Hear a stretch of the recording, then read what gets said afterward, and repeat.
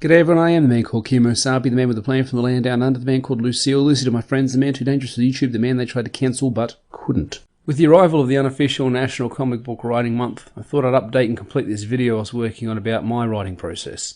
The idea of the NaCoWriMo is to produce 180 pages of comic book script over the month of September. I became aware of it when I replied to a tweet from Paul Tucker, who I assume is the organiser of the event. He asked if anyone had advice for new or hesitant writers, and I offered the following tweets. I've got a mini-series in mind that I knew I'd be writing sometime in the future, and I thought this event is as good a time as any to make it happen. The following video is one that I recorded earlier. It loosely details my writing process, or at least the planning side of that process, how I come up with ideas, how I turn those ideas into a planning document ready to write from. Obviously, this is a process that just works for me. Everyone needs to find something that works for them. I've seen some processes from authors that seem incredibly convoluted, but it works for those people. There are a few things so unique and individual as each person's creative process. I hope there's something of value to you in the following video, and if you have any questions, naturally, please ask them below. I've read a lot about the writing process of other, more successful authors. There's thousands of videos online about the spectrum of types of writers, from pantsers to plotters. K.M. Weiland covers this particularly well in her book, Creating Character Arcs. In any of the books by J. Scott Bell are well worth whatever you pay for them. Despite all the how-to books I've read and all the different processes they go through, there's usually quite a bit of overlap between most of these writers.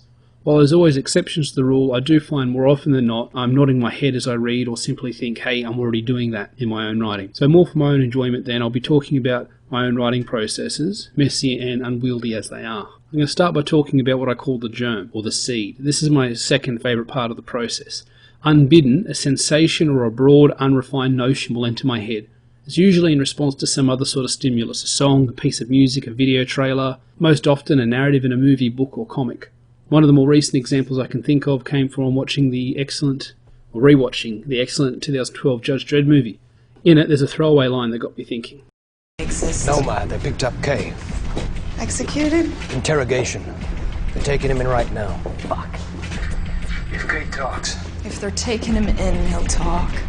I like authoritarian characters. Captain America, Superman, Judge Dredd, Rorschach, Liam Neeson. I like characters who act from a position of moral authority, even if the authority is flawed, or even if they don't really have that moral authority they think they do. It makes for a driven, motivated character with autonomy, with agency. When people criticise a character in a piece of media, it's most often, once you get past the rhetoric, due to a lack of agency.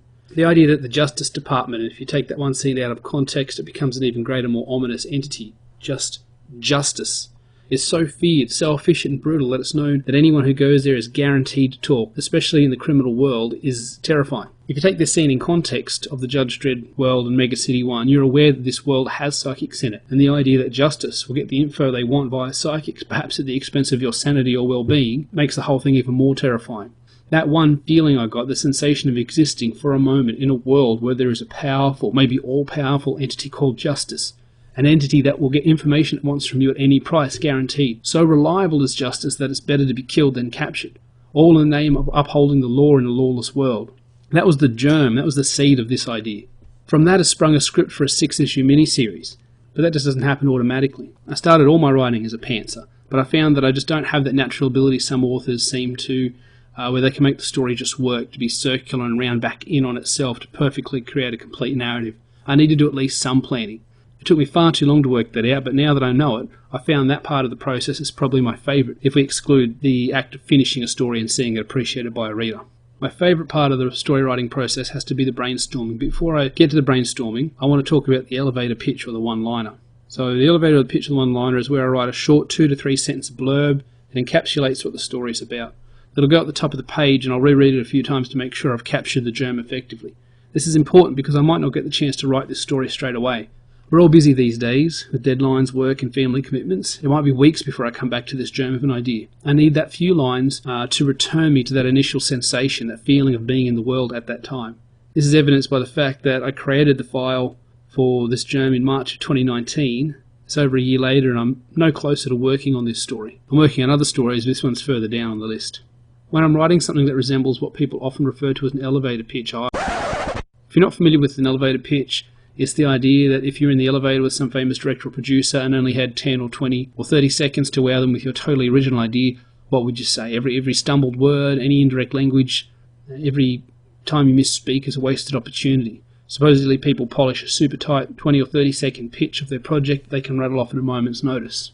I've often seen other people reference other media when they do this sort of thing. Your boy's book, Jawbreakers, is often described as G.I. Joe meets the Expendables meets the Suicide Squad. When I'm writing my blurb, it's not really an elevator pitch to someone else to convince them the project or product is a good one. It's like a pitch to myself to remind me of how I felt at that time. The one I wrote for this story, based off the germ of the sensation I got while watching Dredd, was a Dredd-like future with superpowers and cybernetics. Psychics are used to interrogate criminals and are impossible to resist. Story is about the superpowered police in the city dealing with crime, elements of the SHIELD, 40k Inquisitors, and Training Day. While I'm still feeling the effect of the germ, if I'm really in the zone, I might come up with a title for the story. Titles usually come to me out of the blue, and I'd say probably 9 times out of 10 they're just right. Sometimes I have a few titles that seem appropriate, and I work through them to either find the best one or to make some kind of amalgam between what I perceive to be the best options. An upcoming Western novel of mine is titled It Will Cost Blood, but it had the potential titles of The Price of Vengeance and The Bad Side of Town. I find the best way to work out which title you like most is to actually say them out loud. This is a great trick for nearly any written element that you can't settle on. Read it, speak it, recite it, enunciate it, do impressions or voices. I often do movie trailer voice when I'm reading out the pitch or the title. Another thing I like to do is imagine a trailer in my head, complete with music and narration, but maybe not everybody can do this. And if that's the case, at a minimum, try saying the title or even the pitch itself out loud. If it doesn't sound right, adjust it and try again. Imagine the title on the cover of a book or a movie poster or a movie ticket. See how it sits with you. For this story, the word justice, all in caps, kept popping into my head, so I went with that initially. I could have added something else to it, future justice or dark justice or something, but with titles, I think simple is better and less is more. Future Justice sounds like an awesome straight-to-VHS 80s movie, though. Oh, cool. It turns out Future Justice is an awesome straight-to-VHS 80s movie. I remember writing a comic when I was a kid, a crossover, or a team-up between my two favourite characters I'd created at the time, titled At Mourning's End. Nothing in the story ended, no one actually mourned. I just picked the name because I thought it sounded cool. Fortunately, I've gotten better at this sort of thing. I actually think naming stories is one of my strengths, and it's something I really enjoy. I like a title to hint at something in the story to enhance the sensation the story is trying to convey. I often title chapters in my novels. It helps me focus on what I want to convey in that one block of roughly 2,000 words. In the first Dirty Cop novel, the title character is forced to fight his way into a house to stop a cult from killing a prominent citizen. That chapter is titled Helter Skelter. It reflects the chaos and violence that happens in the subsequent 10 pages, but it has a deeper meaning when you remember who made the phrase famous. I'm able to tap into the feeling of that whole decade with a simple visual or verbal clue. It won't work for everyone, but nothing really does. Now I've got a title I like and a pitch that wrenches me back into the feeling I had when I first conceived the germ. So now comes my favourite part, the brainstorming. I honestly believe brainstorming is the ultimate creative tool. It's used by students, educators, marketing executives, authors, and all manner of creatives. It can be used as a discovery tool to find out what information a body of people already know by using a graphic organizer like a KWL chart. Anything goes with brainstorming and there is no wrong. There is right and there is more right, but until the brainstorm is over, there is no wrong. Something might be so not right that you abandon it altogether, but it's never wrong. You can't make mistakes when you're brainstorming. Brainstorming is legitimately the greatest creative tool in your toolbox, and it's so fundamental and basic that we do it all the time without even thinking about it. Because in part it is just thinking. You think about the idea. It seems kind of redundant when you say it like that. Like any skill though, brainstorming is easier the more you do it. At the risk of being labelled an ideas guy, I think brainstorming is my greatest creative skill. It's a special balance of letting your imagination run free, but also making sure it stays in the boundaries you've set for it. It's as contrary as it is powerful. My brainstorm usually takes one of two forms. The first is an all-in, anything goes, throw the shit at the walls and see what sticks frenzy, where I let the story go wherever it wants, bouncing off a few immutable elements I've positioned in my mindscape. I'd liken it to a pinball machine.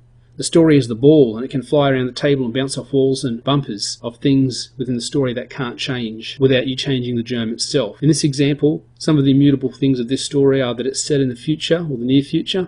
Psychics exist, they're dangerous, and at least some of them work for justice, or some kind of authority that has absolute power over some parts of the world. Besides those three elements, almost anything else is a possibility. I just start typing anything that comes into my head, regardless of how derivative it might be. That being said, I think writers and creators should always be aware of their influences so they can avoid being too derivative on the page. So here's the idea that I brainstormed. The characters are referred to as superheroes, but they operate like bounty hunters. They're given jobs from a database through your local precinct captain. They have to follow certain rules, but they also get support from the authorities. After a huge world war was revealed to be the work of a powerful psychic, all metahumans were outlawed in combat and replaced with mechs and drones and other tech that humans can actually control.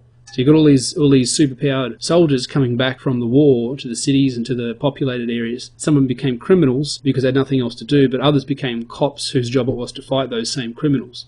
The world has chappie-like security bots patrolling most area, filming everything, issuing warnings and fines. They're unable to be reasoned with or bribed or intimidated, but they're also inflexible and uncreative. So if you've got a hostage situation, if you think about RoboCop and how efficient he was in the movies, you've got people hostage situations, they've got a gun to someone's head, and because of the way that his computer can target and aim and the fact that he never misses a shot, he's able to disarm or kill the hostage takers with zero risk to the civilians. And if there was a risk to the civilians, he wouldn't be allowed to, his computer, his programming wouldn't allow him to take that next step. So these guys are like an even more rigid, restricted version of RoboCop. Yes, they're really efficient at what they do. They can do that extremely well, better than a human, but at the same time they don't have any sort of creativity. You look at RoboCop, that scene where the guy's got a bunch of people held hostage and he's holding a submachine gun of some sort, and rather than confront him in any way and risk the people being hurt, RoboCop gets up behind him and bursts through the wall and grabs the guy and disarms him. That's something these chappy security bots wouldn't have the ability to think to do. They just kick the door in, move in, they can weather a hail of bullets, or worse, headshot all the bad guys and turn around and head back out again to the next crime. They don't clean up, they don't console.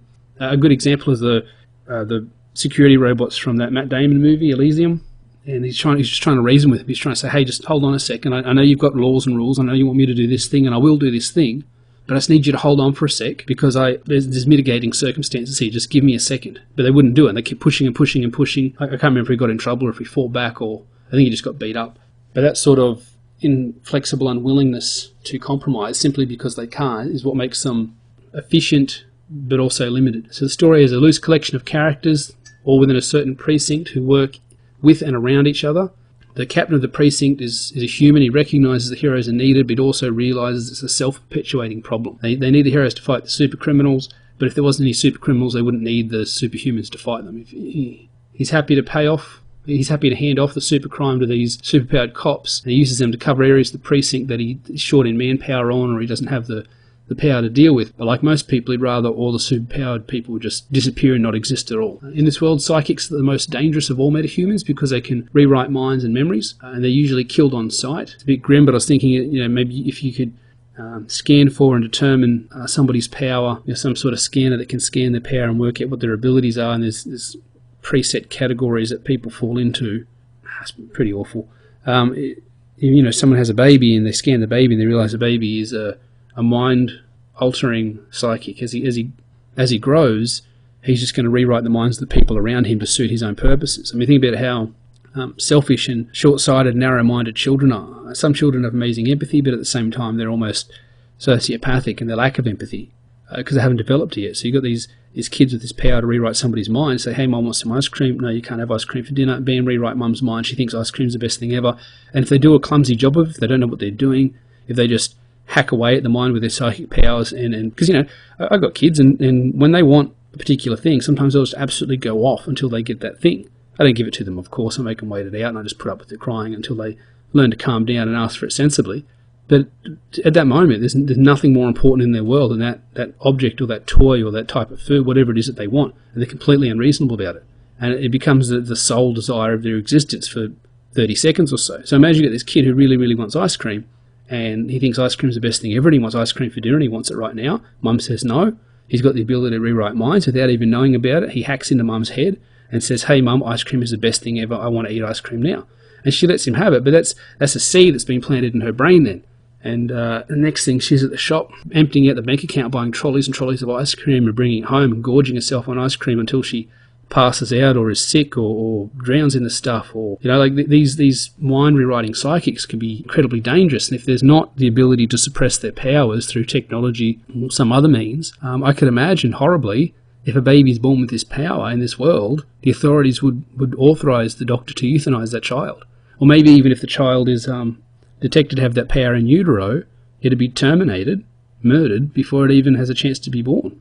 That's how dangerous these things are. So the psychics are split into two types, readers and writers. Readers can read your mind, whereas writers can rewrite and change it. They can affect what you see and believe, and rewriting, if done poorly in particular, often leads to psychosis and mental breaks. The city's made up of huge hab blocks like in Dread, and the blocks head up rather than out. Different buildings have different cultures and myths and gang cultures. I mean, that's lifted directly from the Dredd movie. But I saw the same sort of thing earlier in Warhammer 40k with the Space Hulks.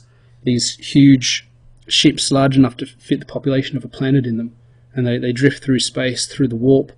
Each floor of the ship and each section of each floor of the ship has its own people and its own culture and their own way they dress and their own language. It's a Dennis Quaid movie where him and some other bloke have been in stasis for hundreds of years, and when they wake up, the remains of the crew have gone feral and devolved into this completely different culture, this scavenger culture that wears the skins of their enemies and survives by scavenging whatever they can in this broken down old ship. It's like that sort of thing. The 40k Space Hulks has elements of that, where the engineers who keep the engine running, the mechanics keep the engine running, of their own caste or their own cult. If they're a caste, maybe they're higher up, they're more exalted, and there might be whole levels of the ship that have been abandoned and sealed off, or the power's been rerouted. These things float through the warp for centuries, generations, thousands of years, and if they run out of power, they don't have as much power, then they might have to reroute power from low levels to the life support systems, and the people that exist in the lower levels would then be immersed in darkness, and they wouldn't know what, these things are as big as nations. So you can imagine someone living on one of these lower levels, all the power goes off,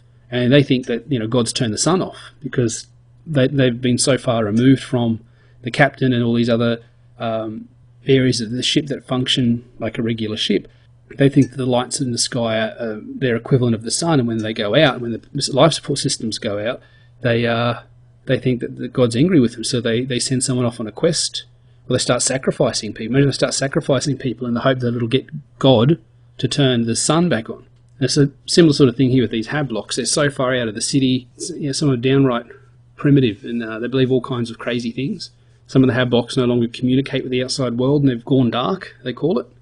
Sometimes these are cleared out by squads of chappies or superheroes, and then people are allowed back in to live there for a time. Other times they've become gang-owned, and the gangs use the lack of communications and technology to cover up all the crimes they get up to.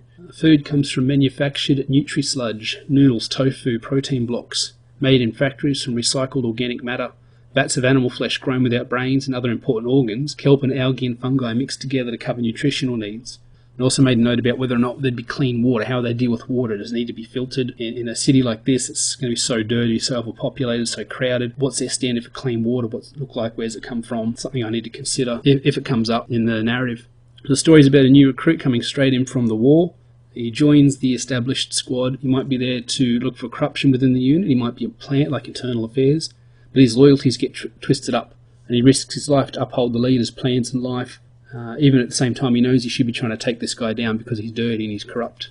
I wrote a note about how in the rich areas of the city, use of any sort of powers is illegal without a special license. So there's like a hypocrisy there. If you're Johnny Storm, if you're the Human Torch, you can set stuff on fire and fly around, and you go into this rich part of town. Maybe they've got power dampeners, or maybe it's just illegal for you to use them there altogether. But the people who've got useful powers, treated like second-class citizens. If you've got some sort of power that can help the elite, that can help the rich, well, they can get a special warrant for you. They can get a special license that lets you use your ability to further their fortune or further the human race. And I can imagine that people who are outlawed at using their powers or prejudiced against using their powers would look at these guys as like Uncle Toms and really hate these house-kept, superpowered individuals. I was thinking maybe there's some people who have really useful powers that before the war, and before, if you're an older person, to say the war happened 10, 20 years ago, and you're someone who's 60 or 70, and you're rich and you're elite and you're established and you're part of these long-standing elite families, and you've got some sort of power that's really useful, you were free to use it for a long time before the World War and before the psychics caused everybody to have their powers outlawed. So their powers have been sort of grandfathered back in for a license, and they're allowed to exist as the elite. They're allowed to exist as someone who's got powers. I was just thinking then, I didn't write this down originally, but you could have like the president of this, whatever version of America this is, could essentially be like Hyperion or Superman, sort of this really, really powerful, superpowered flight speed, heat vision, all that sort of thing. And he's allowed to have powers. He's allowed to be the president. He's allowed to succeed. But some poor guy that is like an X-Men reject will get locked up just for looking different because he can't help the fact that he looks different. He can't help the fact that he's born looking different. So there's a real hypocrisy there. I wanted to push into the whole, you see in Demolition Man with Sylvester Stallone, where a whole bunch of stuff is outlawed. I was thinking maybe pushing into that whole identity politics and the idea of quotas and stuff. all the technology is more advanced than what we've got, but it's got a more retro look. There's lots of wires and CRT screens and the old micro-B monitors with the flashing. Nobody's got a mouse in this world. Nobody come up with a mouse or with a touch screen. Everything's typed in old, like Aliens and Blade Runner, that sort of thing. Metahumans often get recruited to work as cops, hunting down other metahumans, so there's no loyalty there. Resistance groups fight back. Powers can be suppressed with regular injections. So if you come along and you get your regular injection to keep your power suppressed, you get tax breaks and citizenship, but it doesn't affect physical deformities. So you got someone that looks like the lizard or something, and you say to him, hey, come in and get your injection, you can get a tax break and you can be allowed to be a citizen, but he's still treated like crap because he looks like a walking reptile. So maybe he says, look, I don't want to be a shelf stacker working down at the supermarket. I'd rather use my powers to hunt down other superhumans. I'd rather use my powers to become a criminal. Get paid better, and you're at least in control of your own destiny. You're out there being free. If you're some sort of, someone like Wolverine who always wants to run and hunt and go out in the wild, and he's more man than animal, but there's a fair percentage of animal in him, and he fights every day to hold that back. So these guys would be similar. They're like, well, I'm made out of fire. I can fly. I can burn things. I want to go do those things. If I have this injection, I can't be me. I can't be what I am. And maybe they choose not to do that. They'd rather use their powers to hunt down other superhumans. If you're one of these cops, you can also take on optional bounties outside of your regular work hours. They're not covered by the same laws as doing police work. It's looser, and you've got no official backup, but you do it at your own risk, and your powers are let loose. The licenses are sort of rescinded, and the pay is really good because these are the wild and dangerous sort of superhumans that can cause significant risk to the citizens. So they'll pay, you get someone really dangerous power set, they'll pay superhumans top dollar to go into the darker, cut-off, non-com areas of the city and find and track down and kill these guys. If you get taken in for interrogation, you will talk, 100% guaranteed. They've got pain-inducing, mind-raking headwear. It's like some sort of BDSM Cerebro thing with spikes. And the only psychics they still have are neutered psychics connected to a bunch of wires and strapped into chairs whose powers are used to break through the minds of interrogation suspects. Outside the city is like a no man's land. It's uninhabitable since the wars radiated everything. It's a bit Judge Dredd. That's a little bit cursed earth. I don't know if I'll go with that. Life constantly gets interrupted by big super battles or threats of war, false alarms like the Cold War. The threat of nuclear war is ever present. So that's the end of that document. That's the end of the initial brainstorming. Some of that stuff's contradictory, and that's okay. Some of the stuff I didn't end up keeping, and that's okay too. At this point in the process, the goal's twofold. I'm really just carving out a feel for the world I'm creating. I'm looking at possible plot points or threads. Going back to the water, if there's no clean water, its scarcity might be a plot point. Black water might be black market water, and crooks might plan raids on water banks. There might be some sort of criminal that sets up a harvesting farm and kidnaps homeless people or drug addicts, homeless people or drug addicts off the street or runaways, and hooks them up and uses some sort of process to withdraw all the moisture out of them and then sell that water. Think about the classic bad guy threatening to poison the city's water supply. Imagine how dangerous that would be in this world. That becomes a huge plot point. What you call the reservoir where whatever water they've got is kept would be more closely guarded than Fort Knox. You ask a dying man in the desert if he'd rather have a bar of gold or a canteen of water. So at this point I've got a pretty clear idea of what the world looks like. I know vaguely what sort of laws and society it has, what's acceptable and what's not. I know what's valuable and what's taboo. I know something about the aesthetics of the world, and all this stuff can guide me as I dive deeper. I haven't lost track of the Germ. It's still a story about an authoritarian justice department that uses psychic metahumans to get information at once, usually forcibly. I've added superpowers because everything's better with superpowers, and I've clearly drawn on Kevin Eastman's excellent martial law comic where superheroes are anything but heroic. With the world taking shape in my mind and on the computer screen, it's time for my favourite part, Brainstorming Part 2, the characters. Adam Lane Smith, in his Like a Beast series of lessons, advises creating the antagonist first. Once you know who the antagonist is and what they want, what they're trying to do, what their goal is, you can create a suitable protagonist to push back against this. I don't tend to follow this advice, although I do see the logic in it, especially if you want to pump out formula fiction for a profit, which is as noble a literary goal as any other, I believe. If you're writing and you're making bank, you're winning. You could do worse than to follow Mr. Smith's advice. My antagonists are usually some archetype, fit into some really broad categories. In westerns, they're either a Curly Bill style outlaw leader or a greedy landowner. I don't need to work them out too much because I have decades of westerns to do that for me. I'm using visual and verbal shorthand. I've read interviews with Todd McFarlane where he said he made the antagonist, or the big bad guy in Spawn, essentially the devil, the king of hell, because in a nugget of wisdom also shared by pro wrestling, Your hero is only as good as the villain is bad. I tend to write two kinds of stories, ones where the protagonist is the focus, and ones where he is primarily a vehicle to move the action forward, and the world itself is the character. I believe both of these are valid methods of constructing a story and will appeal to different readers. I don't think it'd be unfair to point to something like The Matrix, where the story is more about the world of the Matrix itself than it is about Neo. I haven't seen the second and third one, so the whole he's the chosen one thing might become much more significant, but you could swap. I mean, imagine if somewhere near the end of the story it turns out that it was Trinity who was the chosen one, or Neo's not the chosen one. Yes, he can bend the Matrix in ways that other people can't. He might be similar to a chosen one. He might be lined up to be like the Slayers in Buffy the Vampire Slayer. He might be 2 or 3 or 10 generations along from the next chosen one, the current chosen one, but he's not the actual chosen one. You could swap Keanu's character out with nearly anyone else, and I think the story would move pretty similarly. Not to say that Neo's not a well-written character, but I just think that he takes a back seat to the world itself. I knew my story would revolve around a squad of elite superhuman cops and the shifty activities they get up to. Their corruption is a vehicle for them to do cool shit. The way that Liam Neeson's daughter getting kidnapped was a vehicle for him to shoot a Frenchman's wife in the arm and get away with it. Totally justified. Bringing in elements of The Shield, Training Day, and even the Judge Dredd movie, I plan on having a rookie metahuman agent join the team to upset the whole thing. I didn't want him to be clueless or too green. I wanted him to be there for a reason. So I decided maybe he could be a plant, a mole, forced into the team to prove the squad was acting dangerously or illegally. So now I've got some conflict. If I've got conflict, I've got the potential for a story. So I had to come up with characters to fill out that story. I already had an idea of what the squad leader would look like. Hard, cynical, older, competent, street smart, ambitious, but he keeps it under wraps. I imagine something like Michael Ironside in Total Recall, with the fashion sense of Rutger Hauer in Split Second. I knew that he had a receding hairline, that was important to his visual. I imagined him smoking. He's a smoker. What's his power? He's a smoker. He smokes. He is smoke. His code name is Smoker. I then decided the squad only refers to each other by their code names, their superhero names. If they had real names before this, they've either forgotten or abandoned them. I suppose there's elements there of the whole slave name or dead naming concept with the trans people, where the name they had before they transitioned, they considered it an insult to be called that, and with African Americans, some of them consider their anglicised names their slave names and consider that insulting to be called by that. This is probably a bit different though. These guys have had their names forced off them. They couldn't retain them even if they wanted to. By giving them superhero code names and forcing them to refer to each other only as that, you're saying, hey, you're not human, you're not a citizen, you're not a person, you're a thing, you're a walking weapon, you're a product, you've got a name, and when you're no longer useful anymore, we can discard you and just strike you off the register because you're not a person, you're not Vic Mackey, you're not Jax Teller, you're not Clark Kent, you're not a real person. So it's similar to the first step of brainstorming where I just threw everything at the wall and see what stuck. So sometimes I'll write out a couple of archetypes. You want a tank, you want an energy guy, you want someone with range, you want someone with utilitarian powers,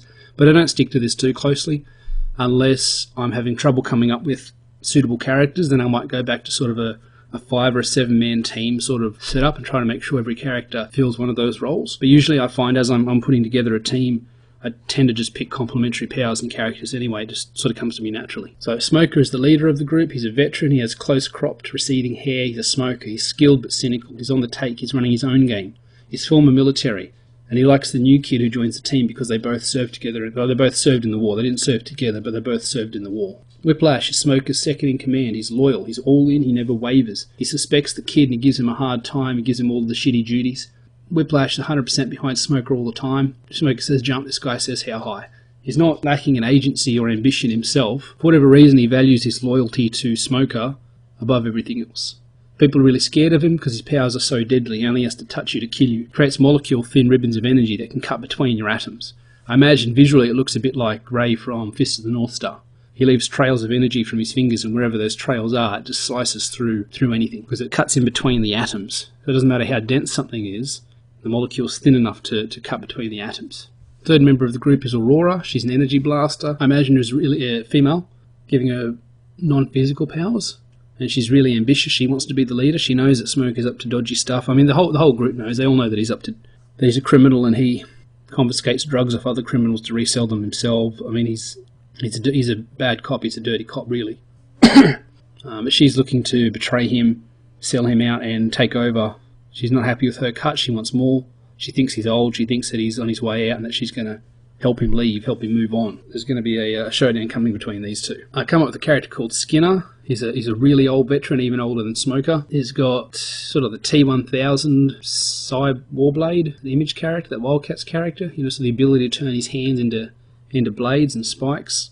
He's also a war vet. He used to work with Smoker. They used to be partners. And while he respects Smoker and his ability, he doesn't want the high-octane lifestyle that Smoker lives. Skinner's just waiting for his turn to be up. He's just waiting for his retirement. He knows how things used to be on the job. In some ways they were better, in some ways they were worse. But he won't cross Smoker. He's not on board with all of his schemes, but he's not going to cross him or make life difficult for him. He's not going to turn on him. He's just waiting until his time's up and he can safely retire. They had a falling out over something. They remain civil to each other, but they'll never really be friends again. And I decided that Skinner he's not actually a part of the squad. He's just like another agent that works within the precinct. Maybe he used to be on the squad. Maybe he used to be in the same position that, well, there you go, I just worked it out. He's got the same position that Whiplash has now. Used to be Skinner, but Skinner and Smoker had a falling out. Skinner decided to leave the team. Smoker found someone who had a similar sort of power set, like that cutting, killing, deadly power set. That's why Whiplash is so desperate to keep Smoker's loyalty, because he doesn't want to be turfed out like Skinner was. He wants to prove, hey, I'm younger, I'm stronger, I'm more powerful, I'm better. I'm a better second in command than he ever was. You'll never have to get rid of me. So much of Whiplash's identity is wrapped up in what Smoker thinks of him. It's wrapped up in being his second in command. That's how he sees himself first and foremost. That's why it's so important to him. I wanted another physical sort of character, someone who'd get up close and fight. So I come up with a physical female character I called a Rapture. Rapture being, an intense joy and delight at something. And her intense joy and delight comes from hand-to-hand combat. She's a little bit crazy. She likes pushing the limits of what's safe and healthy. She has a healing factor and she doesn't feel any pain. So she just does whatever she can to try and push the limits of sensation. So she does drugs and she sleeps around and she'll run out to the middle of a firefight to kill someone with her bare hands because she knows she can heal from it anyway, and she doesn't feel pain. She's disconnected from people. She doesn't see them as... If you can't feel pain, how can you know what it's like to inflict pain on someone else? You can see them react to the pain you're inflicting, but you can't possibly know how bad that feels. You've got no frame of reference. Like, you don't know how bad it feels to dump someone until you've been dumped. And I'm just imagining now that her proclivities, her desire to push the limits of what's safe, what's healthy and what's good for the group is going to lead to some conflict later on. She's off pushing the envelope, so to speak, and people are relying on her and they're saying, look, you're unbalanced, you're dangerous, we can't rely on you. If we can't rely on you, what are you good for? And she's either got to pull her act together or she can push back against that. And then does she become a liability? Does she become an enemy? Does she turn on them? And if she can heal anything, how can they take her apart? It might be interesting to see how far Whiplash's ability to slice through atoms can deal with her ability to regenerate. I mean, how quickly does she regenerate? So I need a utilitarian sort of character. This next one's called Shock, spelt with a X, X-H-O-C-K. So it looks kind of like Jock, but it's still said Shock. It's a name I come up with probably 20 years ago, and I've reused it on half a dozen characters.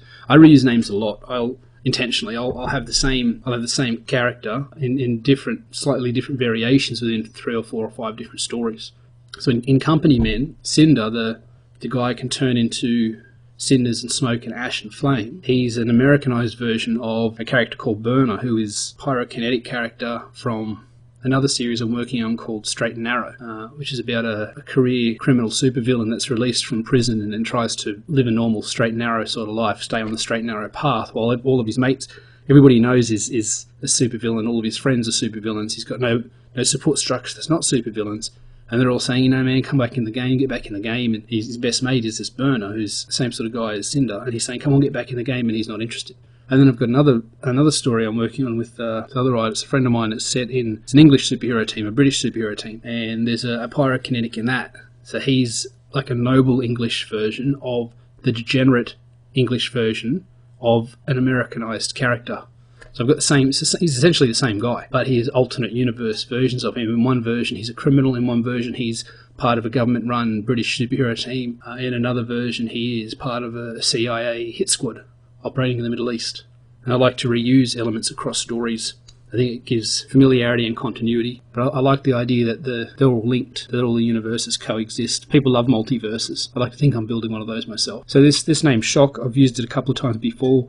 I might use it a couple of times again in the future. He's got magnetic electric powers. I really come to like electric powers after playing the Infamous games. You see the way that Cole uses his powers in that. While they might not be super scientifically sound, they're really functional and broad, and you can do a whole bunch of stuff. I mean, for a long time, somebody said, electricity powers. I'd be like, Electro, you shoot electricity. You're electrified to the touch. You could push it so you can travel along power lines can he turn into electricity? Is he like the living lightning? Well, it's a whole new set of powers. He can travel on power lines and strike like a lightning bolt. But then there's also the overlap from electrical to electromagnetic and magnetic powers. And once you've got all three of those, there's almost no limit to what you can do. It's a very, very broad range of powers that you've got there. So naturally, Shock's going to have to be limited to some degree, but he can... He's got magnetic and electric powers of a low level, which gives him all sorts of small useful abilities, unlocking electric doors, sending electrical currents through metal objects, restarting someone's heart, short-circuiting their brain to knock them out or even kill them, draining energy from a generator to make a place go dark. I was missing a tank. I think every group can benefit from having a tank.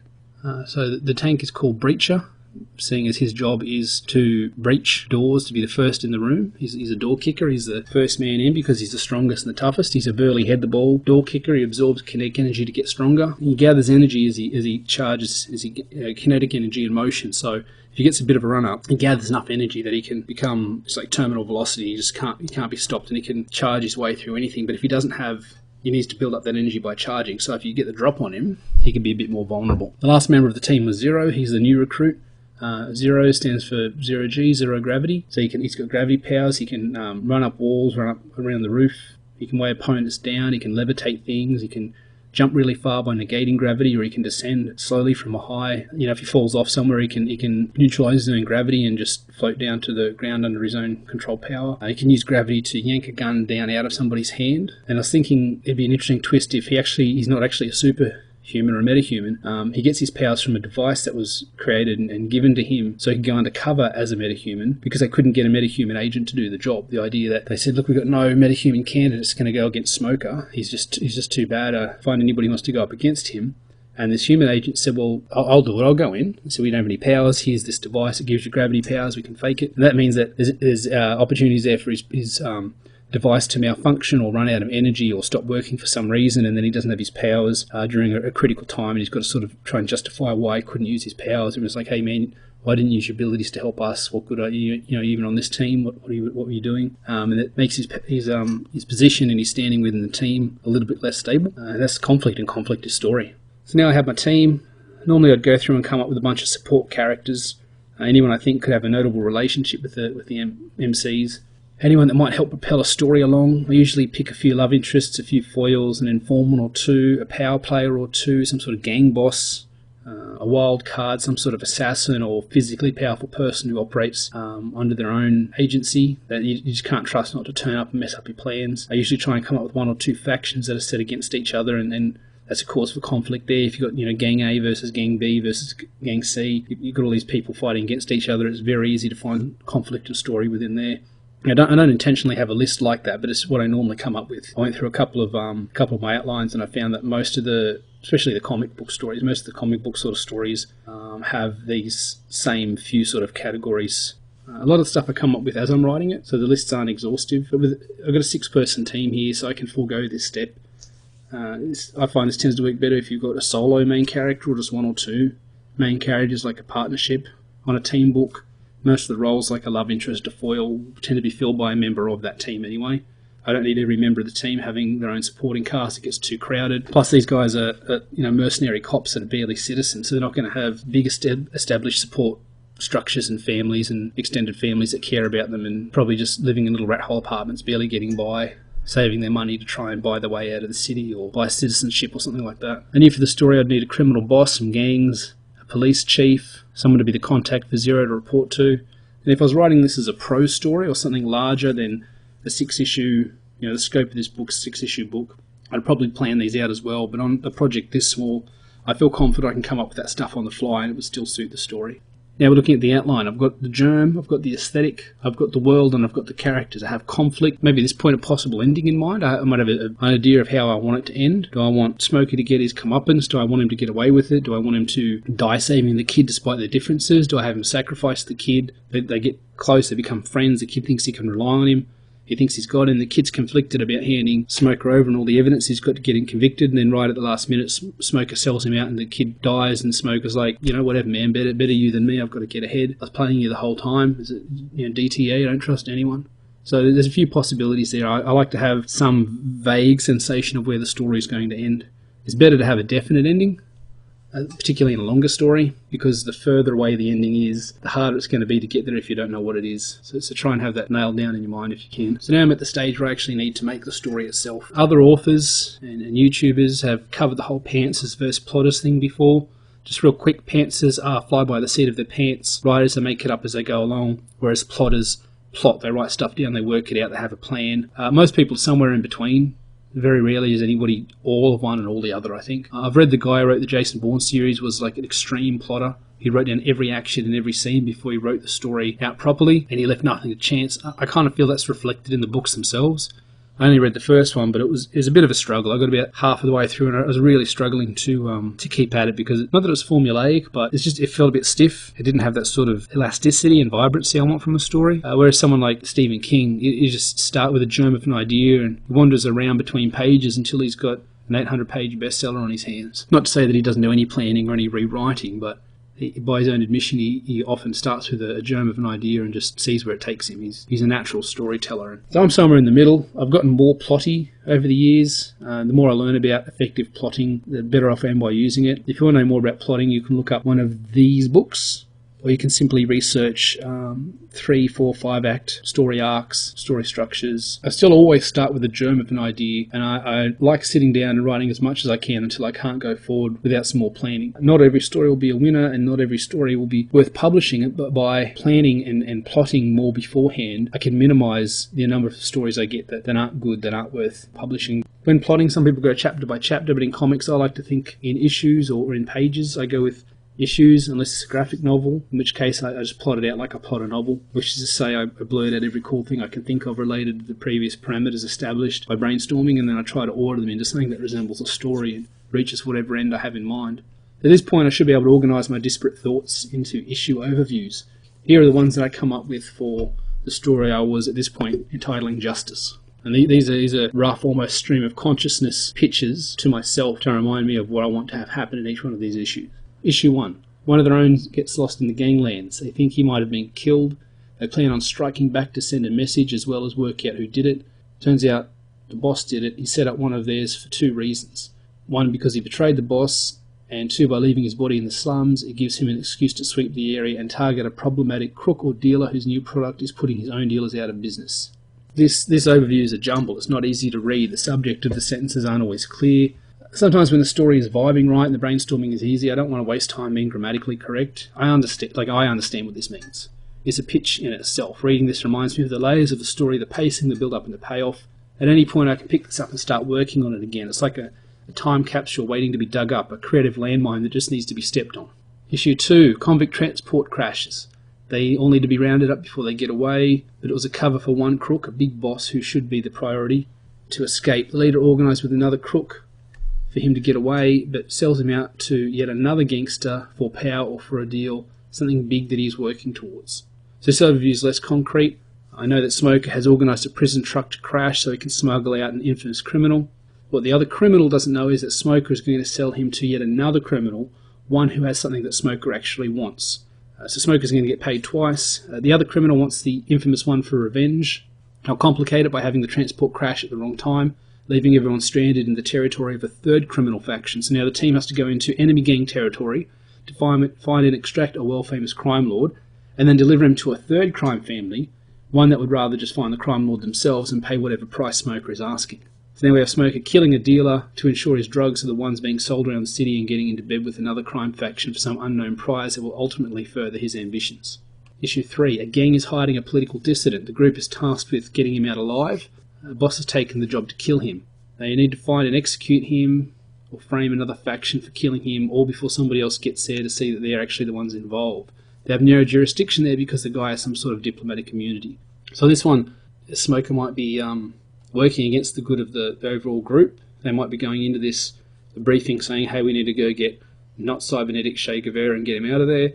But Smoker's taken a contract to kill the guy, so somewhere along the way he's got to have the guy killed and make it look like it was not an accident, but some other faction killed him. So, hey, we're the cops, we've gone and got this guy, we tried our best to get him out, he died on the way, it's too bad, sorry about that, we're not to blame. And then he's got his hand out to whoever hired him saying, hey, I got that guy killed, pay me. And the fact that he's hiding it from his own group because he wants to payday himself or some other reason is going to lead to some sort of conflict there. And as we know, conflict is story. So issue 4 is a whodunit. They're called out to a murder. I might even limit the number of people, number of characters on the squad that's allowed to do this one. This might be a good one. Issue 4, more than halfway through. Maybe Smoker and just the kid are on duty, or Smoker, Whiplash and the kid are called out to this job, and sort of an opportunity for them to get to know each other a bit better, grudgingly. You know, if Whiplash is there, he doesn't want the kid there, he thinks the kid's just going to get in the way. For whatever reason, Smoker seems to be taking a liking to the kid. Has he worked out that the kid's actually a plant?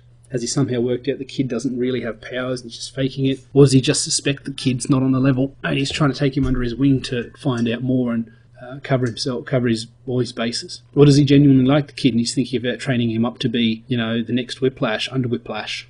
So the job, it's not their job.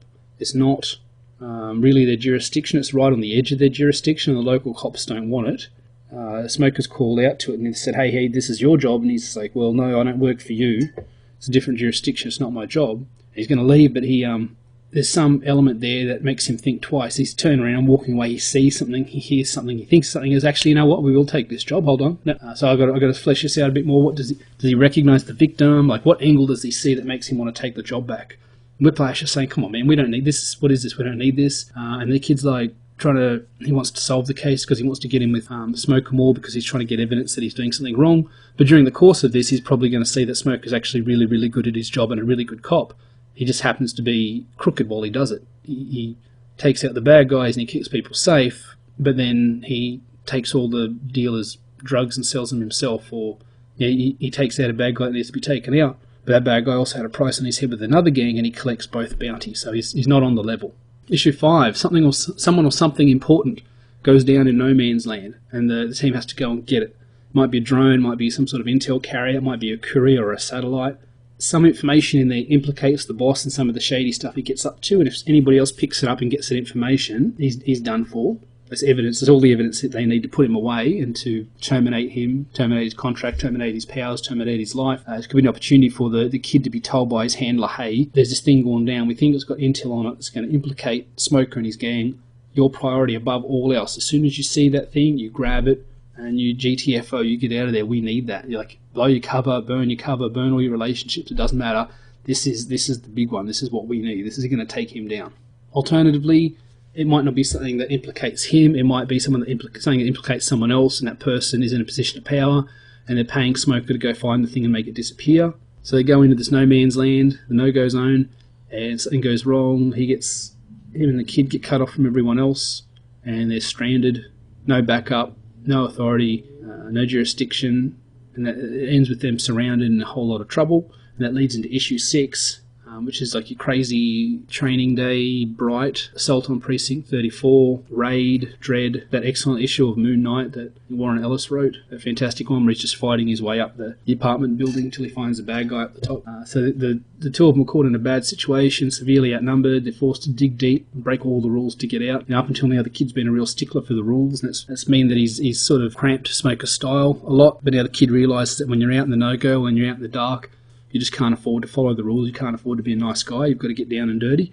So he starts to see Smoker in a new light, which compounds with how he saw him in issue 4 as a really good cop in his own way. This whole situation could also be a trap set up just to kill Smoker. Someone wants revenge on him, and they either paid him to go out to get this thing out in the no-go, which is not even there, and he's surrounded and trapped, or he knows he's got evidence on Smoker, puts it in some sort of courier intel, crashes it out in the no-go and says, hey, Smoker, here's this thing that's going to implicate you. You want to go get it.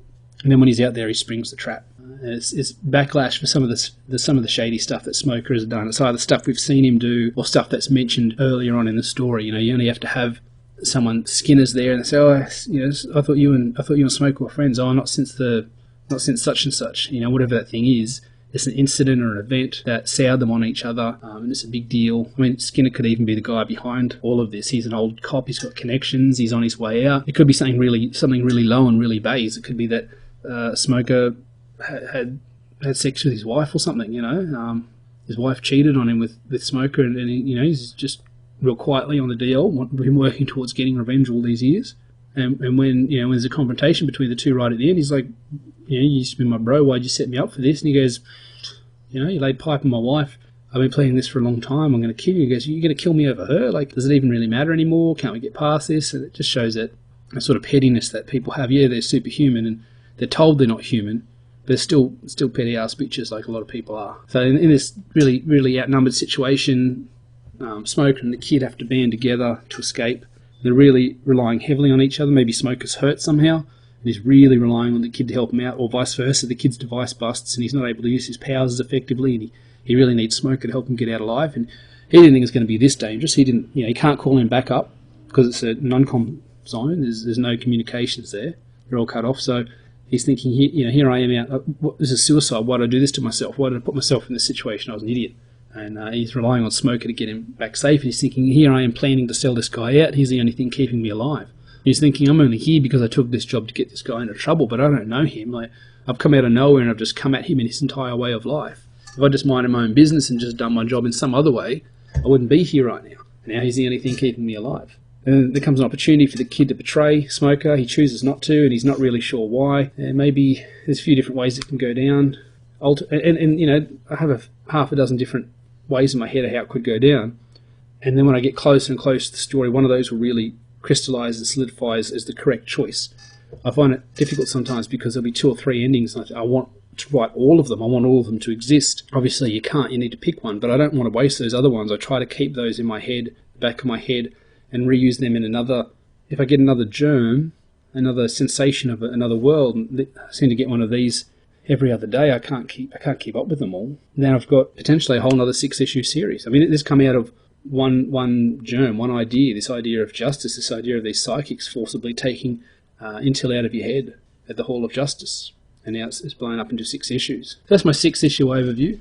What I'll do now is I'll copy each of these headings into their own file and make a new folder with the title of the book, or I'll separate each issue into its own page, so there's plenty of distance between each one. I'd like to be really clever and do some sort of page break thing where each issue overview stays at the top of its own page and the previous issue adds pages as needed, but I never worked that out. The newer versions of Word make me feel more like a boomer every time they get updated. So this is usually the point that I try to leave a project if I've got other things that are priority. So I'll get a germ, I'll think on it a bit, I'll follow all these steps. I will write out an elevator pitch. I will brainstorm the world itself. I'll try to brainstorm characters. I'll try to brainstorm an issue by issue overview, a little blurb for each one. I'll try to come up with some idea of an ending, and then it's a functional working file that I can put to the side and come back to later. I never like leaving a story, especially when I've got the enthusiasm for them, but sometimes it's unavoidable. If I followed every new story that come into my head, I'd never finish anything. Sometimes you've got to put stuff to the side and go back and finish the one that you've got. And the downside of this is that more than once I've lost the germ of a story and I haven't been able to get it back. If I don't take the time to sit down, just spend an hour even, and even I can manage an hour most days. If I don't spend an hour just to jot down some of this stuff, I very often will end up losing it. And few things make me more disappointed than losing a really good germ of a story, of an idea. Recently I had a great idea for a Western revenge story. I'd been playing a lot of Red Dead Redemption 2, and I was thinking of like this Western slasher flick where the protagonist hunts and gruesomely kills an outlaw gang for revenge. There's more to it than that, obviously, but I can't remember the feeling of it, the sensation. My notes are incomplete, and I don't think I'll ever be able to get it back. It seemed like a really tight, succinct story, very action-oriented, make a really good comic, make a perfectly good short story, novella. But I hate the feeling of losing a story. I hate missing out on a story that might never be told now. So I try to follow some variation of the process above to minimise the losses.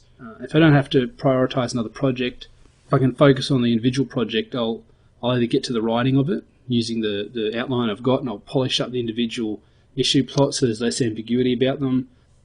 But I still like to leave enough space to flex my writing muscles. So if I have enough room to add or change things as I feel like it as I go, it's more comfortable. I can't be too much of a plotter because I end up not liking what I've plotted. I can't stick to it.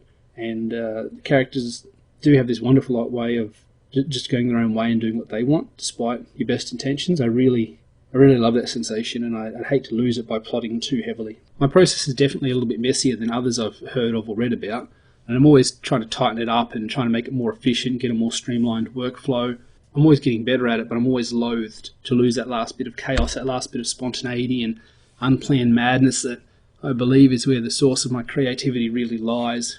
Without it, I don't think my stories would have the same edge or the same colour and quality. I was going to recap the steps before I do a reading of the first couple of pages of the story that I ended up writing based on this germ and this process. So step 1 is the germ. It's the feeling of a world beyond this, a time and a place and a circumstance that I can imagine. The pitch is a short blurb that captures the feel of the world and identifies the conflict occurring within it. The pitch should put you right back in the sensation that you got when you first conceived the germ. The next step is to brainstorm the world. Throw all your shit at the wall, see what sticks. Whatever sticks together becomes the aesthetic of the world. The world can be as much a character itself as your actual flesh and blood characters. Fourth step is to brainstorm characters. If you have a conflict, you need characters to conflict. You need conflict for a story, you need characters to have a conflict. So you can start with archetypes and refine them, let them speak to you. They'll tell you things that you don't already know about them. I like to put characters in little situations and see how they play out, little mind movies. They just go and do what they want to do.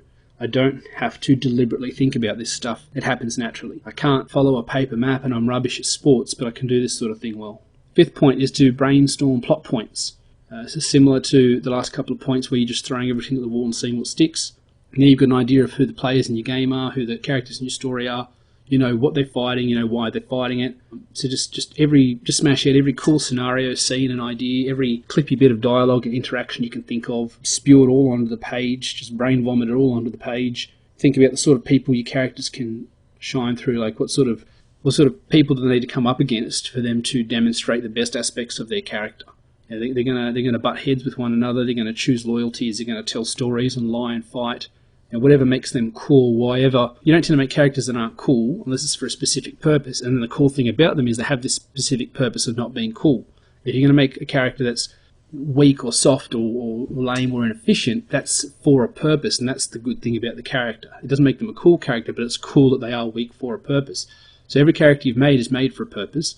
Give them opportunities to shine whatever it is that makes them the character you made them to be. If it's someone that's weak and pathetic and snivelling, give them opportunities to be weak and pathetic and snivelling, and try not to contradict that too often. Whatever their flaws are, let knock them on their ass and then make them get back up again. Next, I take all those plot points and I try to sort them into some semblance of a story, some sort of order, or even I just link them and group them together, and then each one of those groups or sets of links can become a mini story within the overall story. And this works best when you're talking about comic books, I think. You can have these individual stories occur one after the other and then have an overarching story that ties them all together. So I just went through all 6 issues.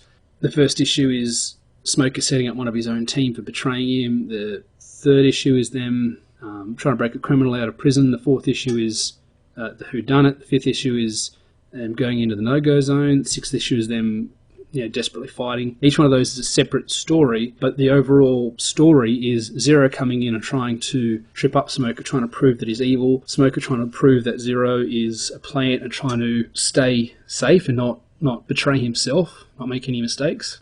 It's a game of cat and mouse, and that takes place over the whole... it's a story about loyalties, it's a story about who and what do you prioritise? What is honour? Is honour doing your job, or is honour backing up the guy who saved your life more times than you can count, even if he is wrong or flawed or a criminal in some people's minds? So what's a criminal to you? Is a criminal someone who breaks the law, or is a criminal someone who does stuff you don't like? People say, that's criminal. Is it? Or do you just think it's criminal? Does the law think it's criminal? Plenty of people do stuff that's legal that I think should be criminal, and there's people get in trouble for doing stuff that I think, why are you hassling them over that? That's not a big deal. Just let them, you do you, Once you get a vague sort of... You're trying to make a timeline of these cool events and instances. You're trying to make them flow and gel into one story that's bigger than the sum of all of its parts. Once you've got a vague sort of order to them and take some time to fill in the blanks, you can turn a sequence of disparate events into a really strong storyline. The last part of preparation in this process for me is to write the overview, which is the hardest part, despite all the prep and planning that you might have done. I mean, the more planning you've done, the easier this is. When you sit down, you work out all your characters ahead of time, and you put your main character in a tricky situation, and you need rival factions to turn up and cause conflict.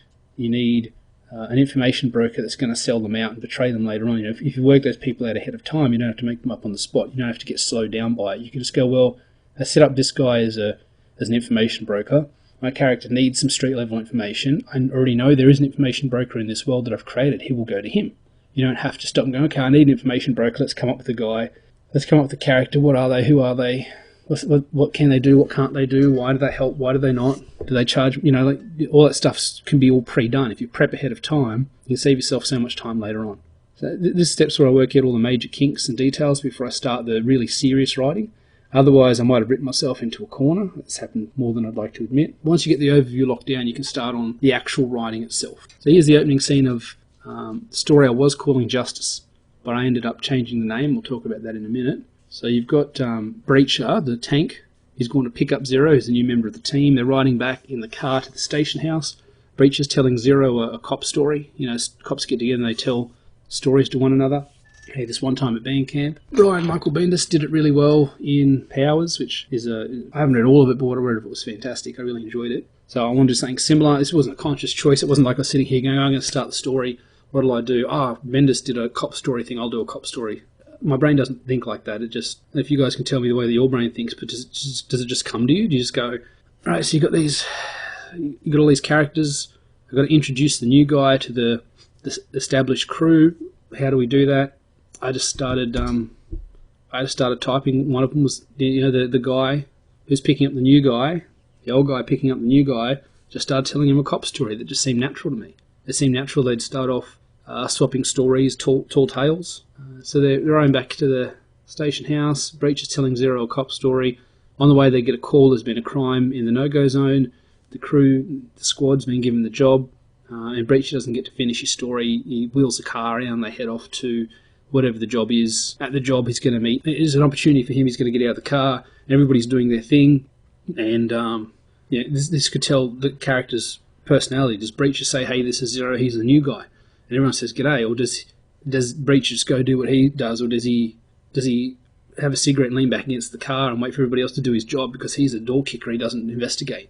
Or does he go over and hit on a chick, or does he go over and hassle some bloke on the job who he gambles with? And he says, "Hey man, such and such won the game last night. You owe me $100. What's up? Where's my money?" And Zero's like, "We got a murder here. We got a case that we're dealing with." And Breach is like, "Yeah, like that is true. We do have those things, but I also have to smoke my cigarette, get paid, and hit on that hottie over there, that total smoke show."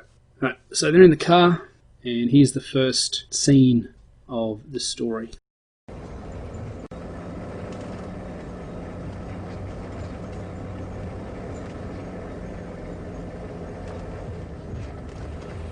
So, it was a blackout block on the edge of the no-go zone. No contact for decades. No heroes, nothing. Place traded hands every few years. This crew called the Reapers been running the joint. We got a tip off some Belgian cousins with one of the Reaper heavies. So we got to head down there to see if they'll hand him over. Just the two of you?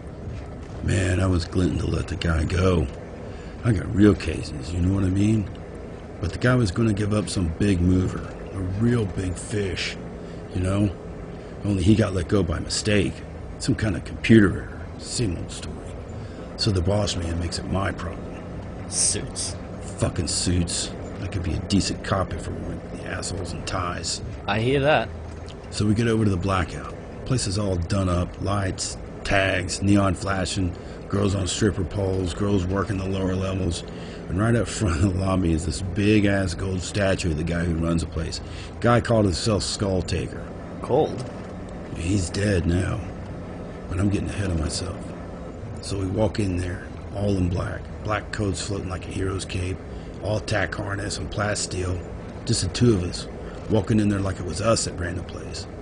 That was the first thing he taught me. Walk like you got a big dick even if you ain't. Even if you're a broad and you ain't even got a dick. You walk on in there like a bell tower on legs. That big old thing clanging and banging with every step. You a bad big dick motherfucker and you make them believe it. So we walking up in there and they part in front of us. They see the badge. They see the coats. They know what we is, but not what we are. No way of knowing what we can do. The element of surprise is one of our best weapons out here. They don't know if you spit fire or got lasers coming out of your eyes. They don't know if you're bulletproof or you can walk through walls, so they just gotta watch and wait. And Smokey, he says, loud as you please, "Where's the faggot that thinks he runs this place?" He said that? He said it. Ain't no speech checks in the projects, you know. How'd he do it? How'd he get to head up his own unit? By being the baddest dude in any room, in any building, in any city you care to name. He's a vet, like you know.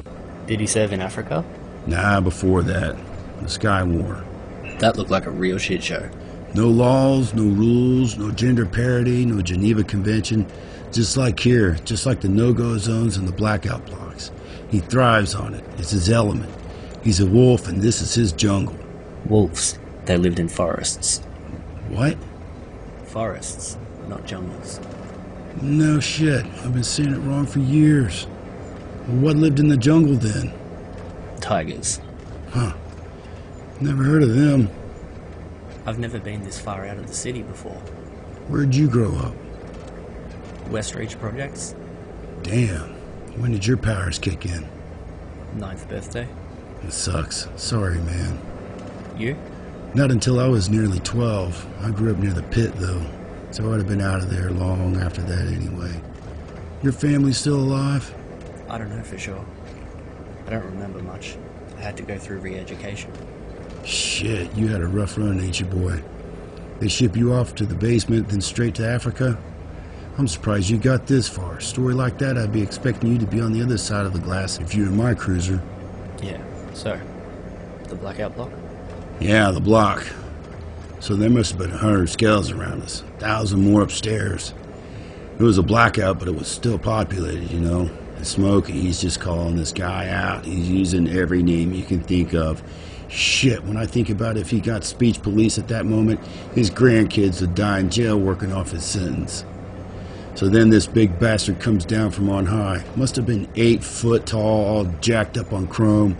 Wires coming out of his head, eyes all messed up from the implants. Fucker could have benched a tank. He was carrying this ridiculous gun, looked like he'd been torn off a chopper or something, and he's got it pointed right at us. Now I'm damn near bulletproof once I get moving, but I'm thinking, am I going to have enough time to build up some momentum, you know? I need a few steps to really get strong. You give me enough track and I'll level a building like it was paper. But can I get my move on before this guy puts a hole in me big enough to drive through? Hold on, I gotta take this. This GAMSAT 74 and 77, go on. Copy that. GAMSAT 74 and 77 en route. What is it? Officer down, next block over. It's one of ours.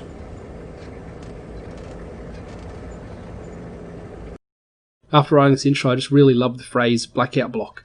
The idea you got this city block, or even just a huge hab block, this skyscraper of apartments that fits hundreds of thousands of people within it. It's overpopulated, everyone's cramped together, and either because it falls outside the jurisdiction of what the police can comfortably handle, or because the people there have committed too many crimes, or they're just lower caste, lower class citizens, and the resources are limited. The power to that area has been shut down. It's been blacked out. The energy's been cut off, and nobody's got electricity. Be a bit like some of those favelas overseas where everybody's hacking everybody else's electricity. They've got illegal power lines and 30 or 40 power lines coming out of this spliced outlet. These guys don't have access to city energy. They either can't afford it or it's been taken off them as punishment. So you've got these whole blocks that are gone dark, and they call them blackout blocks. And I just love that phrase, and I decided not long after I wrote that phrase that was going to become the name of the book. I think it's got a real urban feel. Anything with block, the block, it's got that sort of hood feel, it's got that urban feel, even that ghetto sort of feel. Blackout has got implications as well. Something's failed, it's blacked out. You've got a blackout with power's overloaded, or there's not enough power, there's some sort of power failure, some sort of breakdown of infrastructure. That's what I'm thinking. So blackout block indicates these no man's land, these no-go zones, these lawless areas, that the only people that can bring law to these lawless areas are these people that are not people, these people that are not citizens. They don't have real names, they have code names and superhero names and powers, and their products and their ID numbers and their badge and their job, but they're not real people, and they're not allowed to own property, and they're not allowed to get married, and they're not allowed to, I don't know if they're not allowed to have kids. There's some sort of breeding program. There's other stuff I can flesh out as I go along. Once I got that phrase, I knew that was the right name for the story. So I ditched justice as a heading, which is fine, because I didn't put as much emphasis on the idea of justice as I had when I first came up with the Germ, and that's how the story changed over time. Initially, the whole idea of justice as an entity was really, really huge, but the story's gone and taken a different slant, and it's not as much of a focal point as it was. So I'm happy to ditch the title, because the title doesn't work as well as it did. And then I've come up with a phrase we've got a phrase that's common parlance in the world itself. It's some slang related to the world, which makes it so much more relevant as a title. So that's the process I used to get Blackout Block off the ground. It'll be a while before it sees print. I've got so many other books in the pipeline before this, but I think this is a solid standalone miniseries that people enjoy reading, come back to again and again. So what do you think? Is Blackout Block something you'd like to read? Is it something you'd back on Indiegogo? Does it appeal to you, or is there something about it that makes you disinterested? feel free to let me know down below. I've got thick skin and I appreciate constructive criticism and feedback. If you have any questions about my process or Blackout Block, ask them below and I'll make sure I respond. I've included links to some of the books I mentioned in the video down below, as well as links to the time-lapse videos of me illustrating the Blackout Block crew if you like that sort of thing.